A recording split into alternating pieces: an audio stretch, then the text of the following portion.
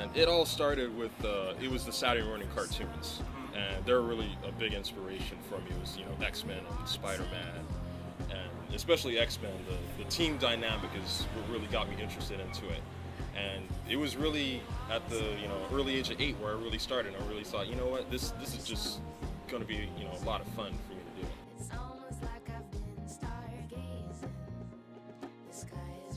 It would have to be the TV show Spider-Man and His Amazing Friends. That was my main inspiration. Specifically, just the X-Men character Iceman. That was always my favorite character, and that was like the starting point for me.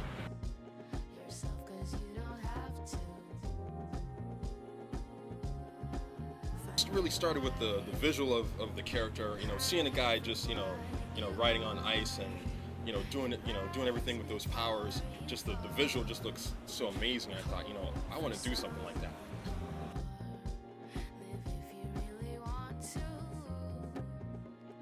Well, I've been actually exhibiting at comic conventions since around 2010, and it started pretty well. And actually, I just finished WonderCon in Anaheim, California. That was actually a really good show. I actually sold about 30 books there. And I got a lot of feedback. There were some people who were at my last show in Long Beach that came by and said, hey, I got, Cosmic Force issues 1 and 2. Oh, I see you got 3 over there. I got to pick that up for the collection. So it's like starting to pick up, and I also have it on Amazon Kindle. I have it through my website, where you can pick it up online. You can order it there. You can order it at the convention. And the more I go to these conventions, the more people remember me and and think, oh, this guy's out here doing all these conventions. I'm going to see him again. Like, this guy's really serious. I want to pick up his books because he's going to have some new stuff every time I come down here.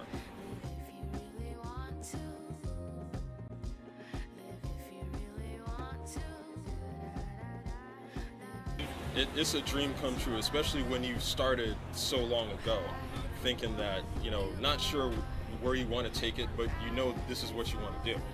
And to start at, at 8 and then, age 13, 15, and start getting even better and thinking, I would never imagine, like, maybe now that people would be collecting my work just as I was collecting Marvel comics. So it's one of those things where you have to just step back and think, did that really happen? People buying my books? I can't believe it.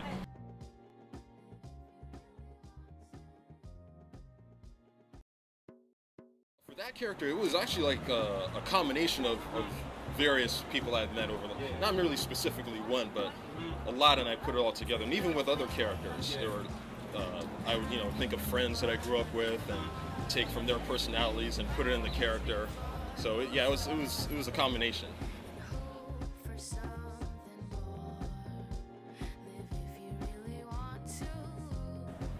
Well, see, Cosmic Force is the story of just 5 ordinary people who go out one night to see a meteor shower. Only as they're watching the meteor shower, they see these five objects that don't quite look like meteors. And as they're getting closer, they were thinking, well, these things are going to hit us. And they each get hit by 5 of these, what are supposedly meteors. And as it looks like they're dead, the next day, they're just in another part of town, from a field to some abandoned building, and they realize that they're alive, but they have these powers that they can't control. And as they're trying to control these powers, then they realize that it hasn't been just 24 hours, but it's been 2 years. And the rest of the world thinks that they're dead.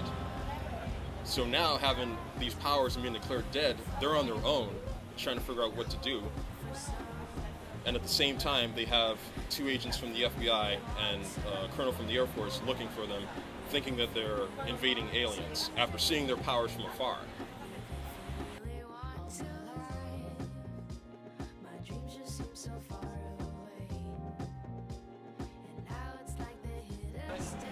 Some of my favorite art was a direct inspiration to it. I loved grid or one-point perspective drawings, a lot of technical work, and which translates to my book into the fact that I love doing backgrounds. Sometimes even better than the foregrounds, because it's so important, especially in an action scene in a comic book, to have so many things going on, to have a city scene where you have 50 people looking at, these characters, using their powers and fighting crime, whether it's having 2 or 3 people, to make sure everything is, exactly detailed, and it looks like there's something big happening. So the more you have in the background, you know, the more urgency it is, the more exciting it is.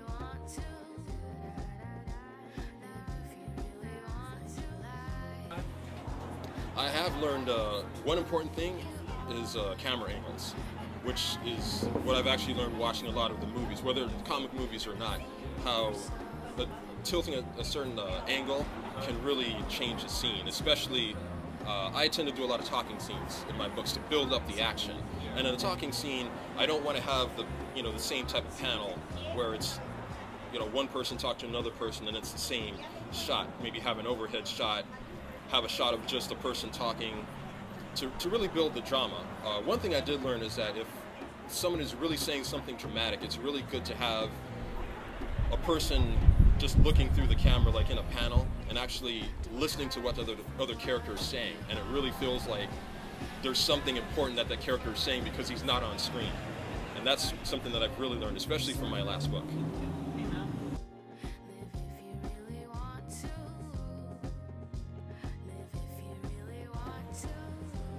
I'd say, of course, the best part is doing what I've loved to do since I was 8 years old. Yeah. And it's something that I have to just step back and just think, wow, like, I'm really doing this? Even after doing conventions for a year and a half, I still get that feeling. And I'd say the worst part of it is those times when I have that loss of creativity. Even if I have to step away, it's still, because I still want to get back into it. So that would be the best and that would be the worst part.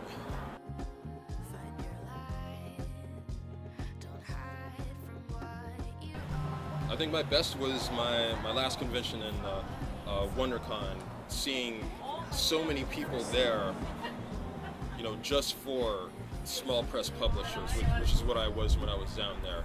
And because a lot of times at conventions, when I first started doing the conventions, there were a lot of people who were bypassing certain areas, Artist Alley and small press, and going to the bigger booths and for DC and Marvel, and to go somewhere and to see a lot of heavy foot traffic and people actually stopping, looking around and saying, wow, I need to check that out. And some people even saying, oh, this looks good, but I want to look around. And they actually will come back and say, oh, I want to pick some of these books up. So that was actually my favorite experience, finally really seeing the passion that a lot of fans had at my last convention especially.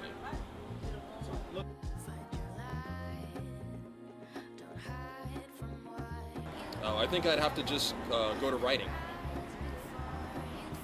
because I actually do both. Since I do the writing and the illustration, I would have to go back to that. It would still hurt, but I would to be in there some way would still be great.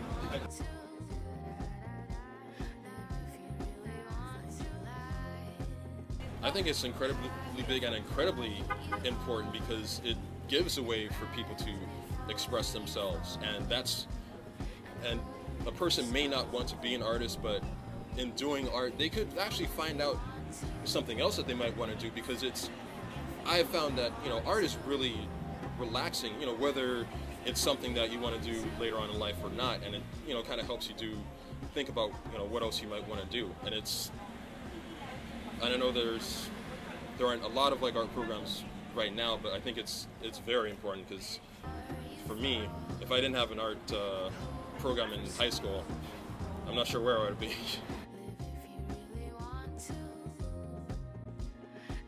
I would see myself actually having the Carter Comics company, having a series, an actual animated series for the Cosmic Force, developing a movie. I think the Cosmic Force would make a great film. It's tailor-made for it with the chapters I have so far in the book. It would be an amazing movie. I actually had some ideas for people who might want to play the roles.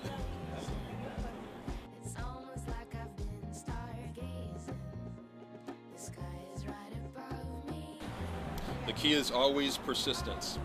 Just don't stop. Just basically keep getting better at what you're doing. Also use a lot of photo reference when you're drawing, whether an object or a person. And always try to find ways to make your artwork look better. Think of your artwork for, say, a couple weeks or a couple months ago, and think, well, that looks good, but what can I do to make it better from where it is right there?